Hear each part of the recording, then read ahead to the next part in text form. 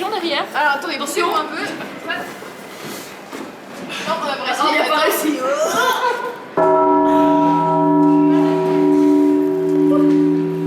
Alors ça vibre longtemps. Hein. Je vais toucher là.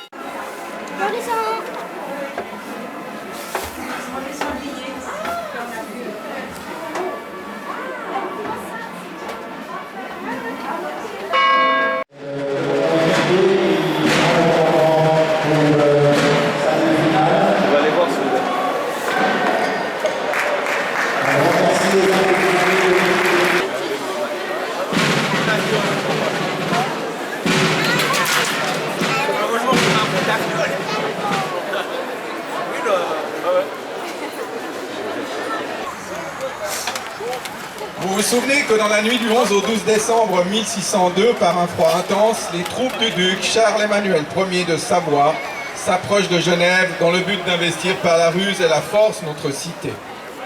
Dans certaines parties des fortifications, plus basses que les autres, des échelles sont dressées qui vont permettre à l'envahisseur de monter au sommet des remparts. Mais aux aguets, un veilleur va donner l'alerte qui se transmet bientôt dans toute la cité. Le peuple de Genève se réveille, il est environ 2 heures du matin, et chacun fait ce qu'il peut pour défendre sa chère cité.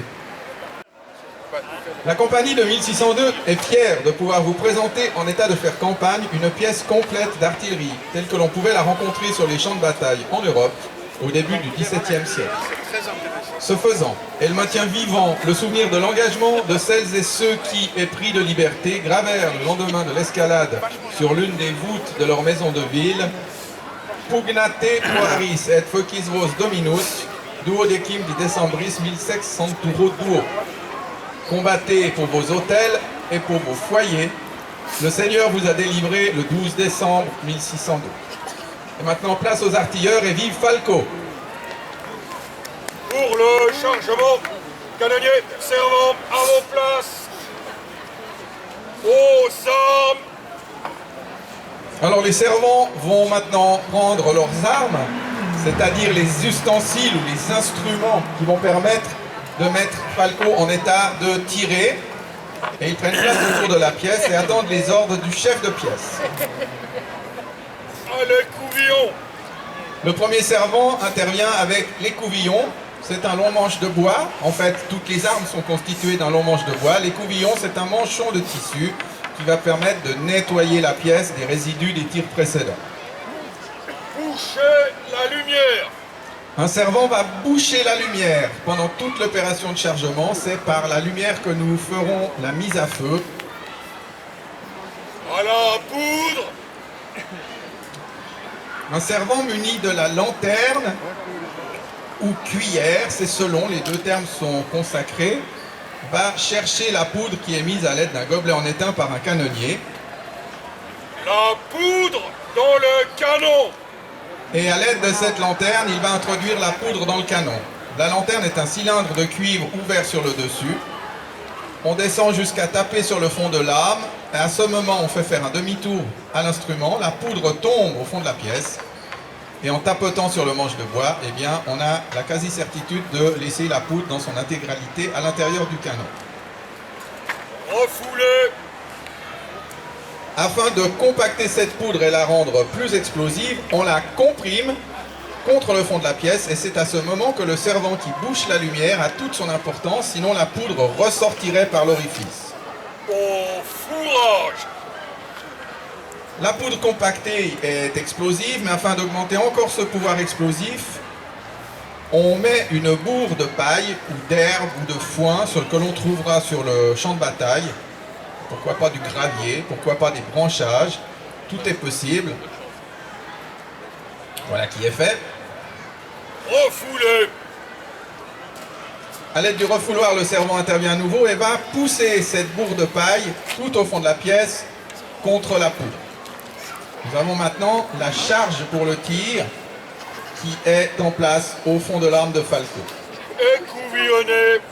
Vous le voyez, il y a des petits résidus de paille qui ressortent. Eh bien, on écouvillonne la pièce, on la nettoie afin de permettre l'introduction la plus facile possible du boulet dans la pièce, puisque le boulet va devoir descendre par gravité.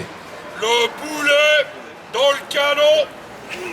On introduit un boulet, je vous rassure, bien sûr, ici, nous faisons semblant. Vous voyez que le servant qui est au doigt écoute à l'oreille le roulement du boulet dans la pièce. Fourré. Et on remet un deuxième fourrage, constituant ainsi le chargement complet de la poudre compactée, un premier bourrage compacté, le boulet, et enfin un deuxième fourrage qui va être également compacté. Et vas-y que je t'en mets une couche.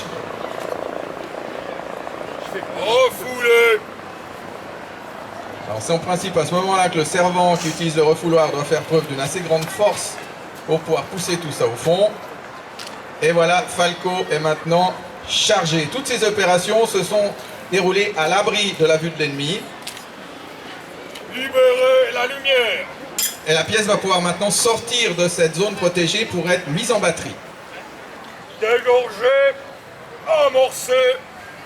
Comment procéder pour faire partir le coup? Eh bien, il faut constituer la mèche. C'est ce canonnier qui intervient avec le dégorgeoir, une aiguille de fer qui, au travers de la lumière, va percer la poudre précédemment compactée, faisant ainsi un petit trou dedans. Au travers de la lumière et à l'aide d'un entonnoir, il va faire descendre une poudre d'amorçage extrêmement fine, qui va descendre jusque dans la poudre qui permet le départ du coup, et qui va remonter au travers la lumière, puis dans le fond de l'entonnoir. Et grâce à un tour de main de professionnel, eh bien, on constitue une petite pyramide de poudre au-dessus de cette lumière, qui servira à l'allumage de la mèche et au départ du coup. Au bout de feu. À la masse.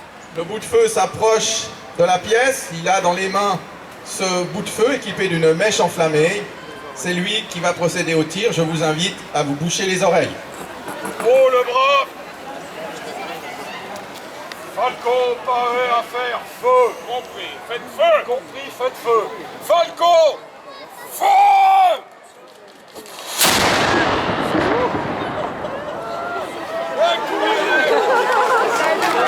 Une dernière opération va consister à écouviller au moment du tir, pièce qui nous a été reconstituée depuis 1999 grâce au travail des fonderies de Coubertin à Paris et des compagnons du Tour de France pour ce qui est de l'affût, le bois, le châssis et les ferrures, tout ce qui est qui constitue la partie roulante de la pièce.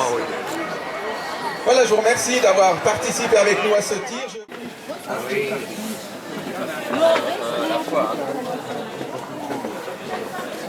Là, avec la partie,